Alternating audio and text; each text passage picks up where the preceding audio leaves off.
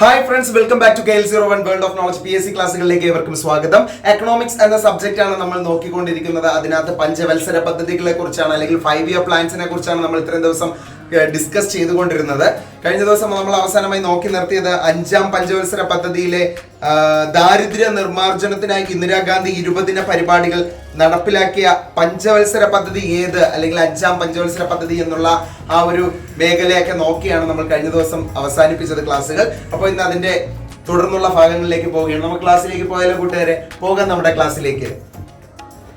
ഇന്ദിരാഗാന്ധിയുടെ ഗരീബി ഹഠാവോ എന്ന മുദ്രാവാക്യം ഏത് പദ്ധതിയുമായി ബന്ധപ്പെട്ടിരിക്കുന്നു? 5ാം പഞ്ചവത്സര പദ്ധതി. PSC നിരന്തരം അല്ലെങ്കിൽ നിരവധി തവണ ചോദിച്ച ഒരു ചോദ്യമാണ്. ഇന്ദിരാഗാന്ധിയുടെ ഗരീബി ഹഠാവോ എന്ന മുദ്രാവാക്യം ഏത് പദ്ധതിയുമായി ബന്ധപ്പെട്ടിരിക്കുന്നു? 5ാം പഞ്ചവത്സര പദ്ധതിയുമായിട്ടാണ് ഗരീബി ഹഠാവോ എന്ന മുദ്രാവാക്യം ബന്ധപ്പെട്ടിരിക്കുന്നത്. ജോലിക്ക് കൂലി ഭക്ഷണം എന്ന പദ്ധതി ആരംഭിച്ച പഞ്ചവത്സര പദ്ധതി. ജോലിക്ക് കൂലി ഭക്ഷണം എന്ന പദ്ധതി ആരംഭിച്ച പഞ്ചവത്സര പദ്ധതി 5ാം പഞ്ചവത്സര പദ്ധതിയാണ്. ജോലിക്ക് കൂലി ഭക്ഷണം എന്ന പദ്ധതി ആരംഭിച്ച പഞ്ചവത്സര പദ്ധതി ചോദിച്ചു കഴിഞ്ഞാൽ ഏതാണ്? 5ാം പഞ്ചവത്സര പദ്ധതി. കാർഷിക ഉൽപാദനം ലക്ഷ്യമാക്കി കമാൻഡ് ഏരിയ വികസന പദ്ധതി 1974-75 ആരംഭിച്ചു. കാർഷിക ഉൽപാദനം ലക്ഷ്യമാക്കി കമാൻഡ് ഏരിയ വികസന പദ്ധതി 1974-75 ആരംഭിച്ചു. മൊറാർജി ദേശായി ഗവൺമെന്റ് 1978 ഒരു വർഷം മുൻപേ 5ാം പദ്ധതി അവസാനിപ്പിച്ചു കേട്ടോ. മൊറാർജി ദേശായി ഗവൺമെന്റ് എന്ത് ചെയ്തു? മൊറാർജി ദേശായി ഗവൺമെന്റ് 1978 ആയപ്പോഴത്തേക്കും, അതായത് 5 വർഷം തികഞ്ഞില്ല, അതിന് 1 വർഷം മുമ്പ് ഈ പദ്ധതി അവസാനിപ്പിച്ചു. ഏത് പദ്ധതി? 5ാം പഞ്ചവത്സര പദ്ധതി 1978 അവസാനിപ്പിച്ചു. അടിയന്തരാവസ്ഥ പ്രഖ്യാപനവും തുടർന്നുണ്ടായ രാഷ്ട്രീയ മാറ്റവും 5ാം പദ്ധതിയുടെ സുഗമമായ നടത്തിപ്പിന് തടസ്സമായി. അടിയന്തരാവസ്ഥ പ്രഖ്യാപനവും തുടർന്നുണ്ടായ രാഷ്ട്രീയ മാറ്റവും ഈ പറഞ്ഞ നമ്മുടെ 5ാം പദ്ധതിയുടെ സുഗമമായ നടപ്പിന് തടസ്സമായി കേട്ടോ.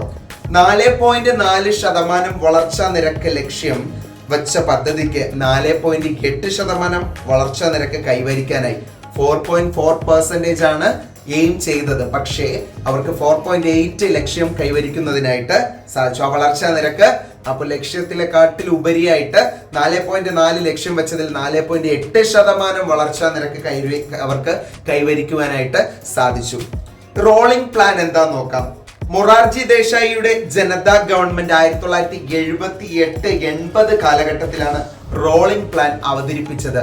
മൊറാർജി ദേശായിയുടെ ജനതാ ഗവൺമെന്റ് 1978-80 കാലഘട്ടത്തിലാണ് റോളിംഗ് പ്ലാൻ അവതരിപ്പിച്ചത്. നമ്മളിപ്പോൾ LD ക്ലർക്കിന് വേണ്ടിയിട്ടാണ് പഠിച്ചുകൊണ്ടിരിക്കുന്നത്.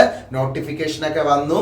അപ്പോൾ അപ്ലൈ ചെയ്തിട്ട് എല്ലാവരും പരീക്ഷയ്ക്കായിട്ട് തയ്യാറെടുക്കുകയാണെന്നുള്ള വിശ്വാസം എല്ലാവരിലും ഉണ്ടാവണം. പരീക്ഷ ഓരോ വേക്കൻസിയും നമുക്ക് വേണ്ടിയിട്ടാണെന്ന് മനസ്സിൽ ഉൾക്കൊണ്ടുകൊണ്ട് തന്നെ പഠിക്കുക. തീർച്ചയായിട്ടും നമുക്ക് തന്നെ ഓരോ ജോലി ലഭ്യമാവുക തന്നെ ചെയ്യും. ഓക്കെ.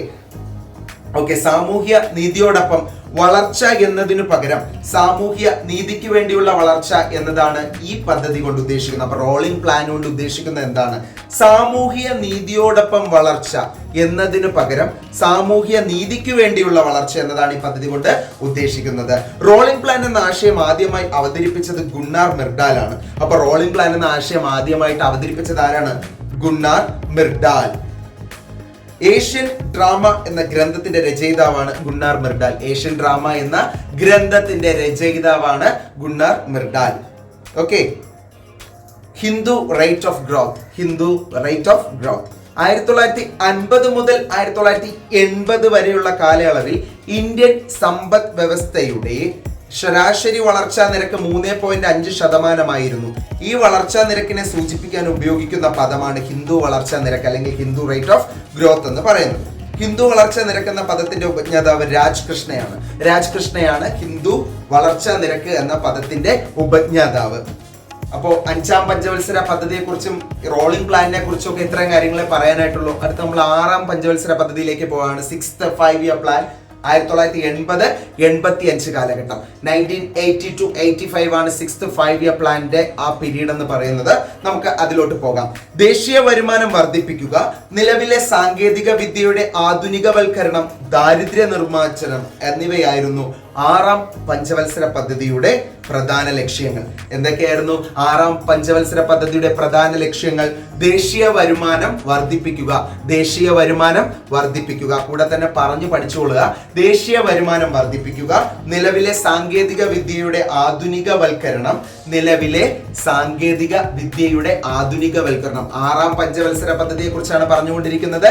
ദേശീയ വരുമാനം വർദ്ധിപ്പിക്കുക, നിലവിലെ സാങ്കേതിക വിദ്യയുടെ ആധുനികവൽക്കരണം, ദാരിദ്ര്യ നിർമ്മാർജ്ജനം എന്നിവയായിരുന്നു 6ാം പഞ്ചവത്സര പദ്ധതിയുടെ പ്രധാന ലക്ഷ്യങ്ങൾ. RLEGP, IRDP, NREP എന്നീ തൊഴിൽ വികസന പദ്ധതികൾ നടപ്പിലാക്കിയത് 6ാം പഞ്ചവത്സര പദ്ധതി കാലത്താണ്. ഗ്രാമീണ മേഖലയിലെ സ്ത്രീകളുടെയും കുട്ടികളുടെയും വികസനം ലക്ഷ്യമാക്കിയുള്ള DWCRA, development of women and children in rural areas പദ്ധതി ആരംഭിച്ചത് 6ാം പഞ്ചവത്സര പദ്ധതി കാലത്താണ്. 1982 ഈ പദ്ധതി ദേശീയ വരുമാനത്തിൽ 5.7% വാർഷിക വളർച്ച നേടി. ലക്ഷ്യം 5.2% അപ്പോൾ അതിനെക്കാട്ടിലും നേട്ടമാണ് അതിൽ കിട്ടിയത്. ഓക്കെ, ഈ പദ്ധതി ദേശീയ വരുമാനത്തിൽ 5.7% വാർഷിക വളർച്ച നേടി. ലക്ഷ്യം 5.2% വെച്ചതിൽ 5.7% അവർക്ക് വളർച്ചാ നിരക്ക് ലഭ്യമായി. അപ്പോൾ 7ാം പഞ്ചവത്സര പദ്ധതി ഒന്ന് തുടങ്ങി വെച്ചുകൊണ്ട് നമ്മൾ ഇന്നത്തെ ക്ലാസ്സുകൾ അവസാനിപ്പിക്കും. ബാക്കി ക്ലാസ്സുകൾ നാളെ നമ്മൾ വീണ്ടും തുടരുന്നതായിരിക്കും.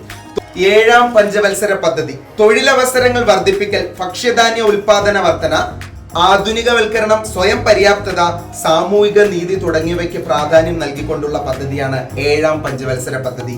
1985-90 കാലഘട്ടത്തിലാണ് ഇതിന്റെ ഈ നമ്മുടെ 7ാം പഞ്ചവത്സര പദ്ധതി എന്ന് പറയുന്നത്. ഓക്കെ, അപ്പോൾ 7th 5-year പ്ലാൻ 1985 to 1990 ആണ് പീരീഡ് എന്ന് പറയുന്നത്.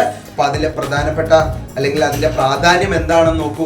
തൊഴിലവസരങ്ങൾ വർദ്ധിപ്പിക്കൽ, ഭക്ഷ്യധാന്യ ഉൽപാദന വർധന, ആധുനികവൽക്കരണം, സ്വയം പര്യാപ്തത, സാമൂഹിക നീതി തുടങ്ങിയവയ്ക്ക് പ്രാധാന്യം നൽകിക്കൊണ്ടുള്ള പദ്ധതിയാണ് 7ാം പഞ്ചവത്സര പദ്ധതി. അപ്പോൾ ഇന്ന് ഇത്രയും കാര്യങ്ങൾ നോക്കിക്കൊണ്ട് നമ്മൾ ക്ലാസ്സുകൾ വൈൻഡ് അപ്പ് ചെയ്യുകയാണ്. തുടർന്ന് ബാക്കി ഭാഗങ്ങളുമായിട്ട് നാളത്തെ ക്ലാസ്സിൽ വീണ്ടും കണ്ടുമുട്ടും വരേക്കും signing off KL01 world of knowledge. By.